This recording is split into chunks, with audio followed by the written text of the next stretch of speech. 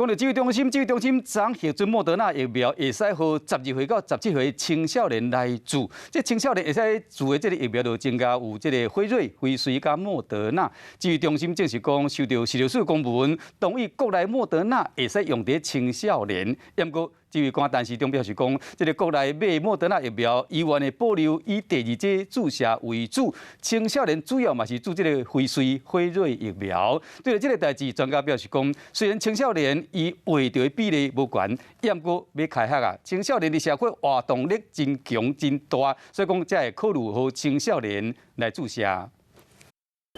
要开学啊！本来台湾敢若开放 BNT 辉瑞疫苗予青少年注，因为专家会议参考到美国一项研究讲，12岁到17岁青少年注莫德纳了后，会使接受的免疫反应，甲18岁到25岁青少年差不多。虽然美国即马敢若开放 BNT 予青少年注，因为指挥中心决定讲。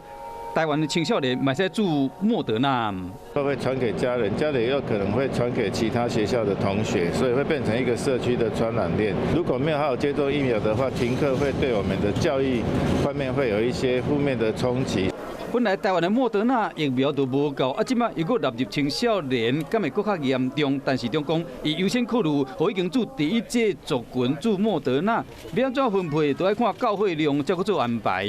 我们现在的台湾供应量有限，不只是青少年要打疫苗，其他族群也要打疫苗。BNT 疫苗跟莫德纳疫苗，它在本质上都是差不多的。另外，台湾陆续有境外移入的个案注2剂新冠疫苗了，同款有突破性的感染的案例。外界真好奇讲，这个保护力到底有偌久？以色列研究注2剂辉瑞经过146天，保护力会明显降低。18岁到39岁注完2剂辉瑞超过146天的 PCR 阳性比例是2%，146天以内是1.2%，40岁到59岁阳性比例是2.5%。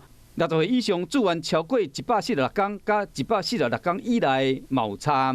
力较大、有共病，或是说有其他的一些免疫问题的人，这种抗体不足，所以这时候即使是打疫苗，还是有可能会产生感染。疫情也未完全的解除，过大牌子的疫苗保护力引起大家关心。专家提醒讲，变种病毒真厉害，无论讲你做什款的预防下，同款都要真谨慎。